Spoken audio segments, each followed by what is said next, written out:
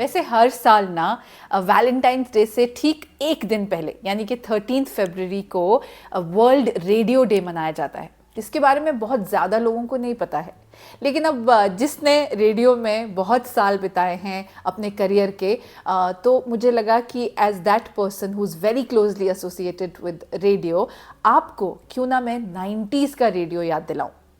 Hi, hello, namaste. My name is RJ Manjula and I host a show called 90s की कसिट with Manjula on Gaana Music app, जो कि life 90s में कैसी होती थी उसके बारे में है, या फिर 90s का म्यूज़िक, 90s का बॉलीवुड कैसा था, हम उसके बारे में इस शो में बात करते हैं। तो अगर आपने ये शो अभी तक नहीं सुना है then please listen to it now. इसका लिंक आपको नीचे डिस्क्रिप्शन बॉक्स में मिल जाएगा। तो 90s का रेडियो ना एक बहुत क्लोज कंपेनियन होता था पूरी फैमिली का। एक छोटा सा रेडियो सेट आता था जिसमें एक छोटा सा एंटेना लगा होता था और वो बैटरी से चलता था। और 90s में स्पेशली जब लाइट बहुत ज़्यादा चली जाती थी, इलेक्ट्रिसिटी नहीं रहती थी, तो एक सस्ता एंटरटेनमेंट होता था वो लोगों का। और हर घर में आपको एक रेडियो सेट और उससे जुड़ी मेमोरीज मिल जाएंगी, स्पेशली 90s में।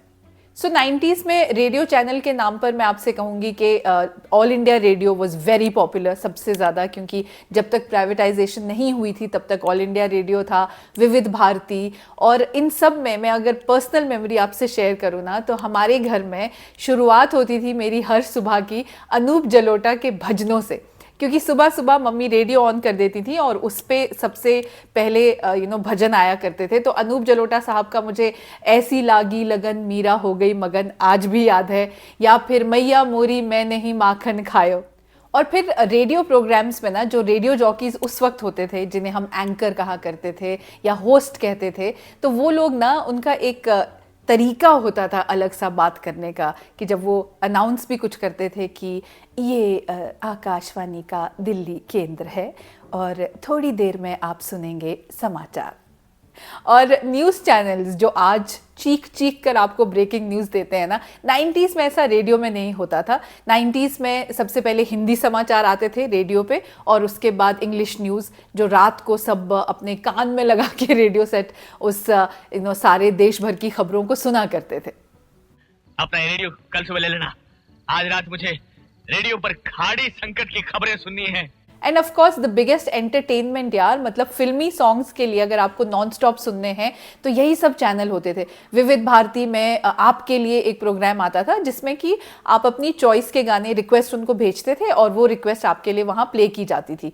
और फिर उसका एक फौजी वाला वर्जन था, फौजी जयमाला, जिसमें कि वो स्पेशली इंडियन आर्मी को डेडिकेटेड था, जिसमें आर्मी वालों का जो परिवार होता था वो रिक्वेस्ट भेजता था और उनकी रिक्वेस्ट, उनके मैसेजेस जो हैं सैनिकों के लिए वो पढ़े जाते थे। Then of course Amin Sayani साहब, जो 90s के बच्चों की सबसे बड़ी रेडियो पर्सनालिटी हैं। आज भी अगर हम 90s रेडियो सोचते हैं तो अमीन सयानी साहब सोचते हैं, बल्कि वो ज़्यादा पॉपुलर 80s में थे, लेकिन 90s तक भी उनका चार्म बहुत ज़्यादा था। और जहाँ तक फिल्मी गानों की और बात है तो सिर्फ फिल्मी सॉन्ग्स नहीं आते थे, इंग्लिश सॉन्ग्स भी दिन को आते थे एक पर्टिकुलर टाइम पे। फोक सॉन्ग्स के लिए एक अलग प्रोग्राम डेडिकेटेड होता था। आज पिटारा में हेलो फरमाइश, सलमान खान को एक साथ आमने सामने देखने का, तो लीजिए अरमान पूरा हुआ। फिल्म आई स्क्रीन पर, गीत आए टिप्स पर, अंदाज अपना अपना। और आपको याद है जो रिक्वेस्ट शो आता था ना, जिसमें आप अपने गाने रिक्वेस्ट कर सकते थे, तो जब वो रिक्वेस्ट पढ़ा करते थे ना रेडियो पर, तो होस्ट को ना they used to make sure कि सारे नामों को लिया जाए। तो वो इस तरह से कुछ कहते थे कि अगले गाने की फरमाइश की है रामपुर से पिंकी, सीता, गीता, बंटू, बबलू और उनके मम्मी पापा ने। फिर हर तरह की ऑडियंस के लिए प्रोग्राम होते थे, जैसे कि किसानों के लिए एक प्रोग्राम आया करता था जिसमें फसलों और बीजों की बात की जाती थी, और फिर मौसम की जानकारी भी दी जाती थी। सबसे इंटरेस्टिंग पता है क्या होता था?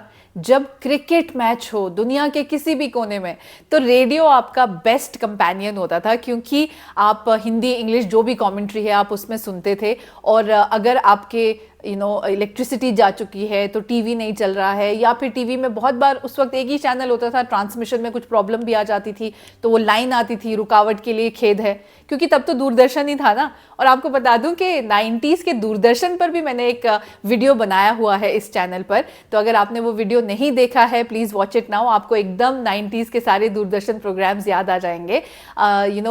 This link to this video you will find in the description box below and also on the I button above.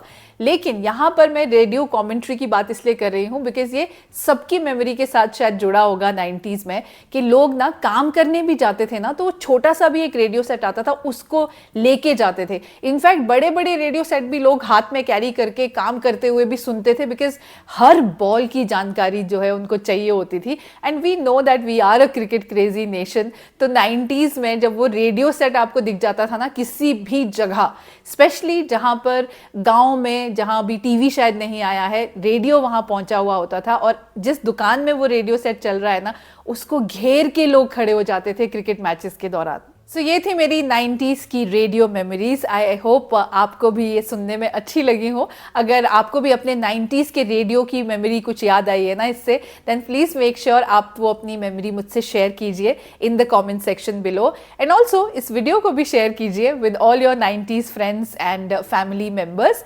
And of course we will meet soon in a new video. Till then please keep smiling.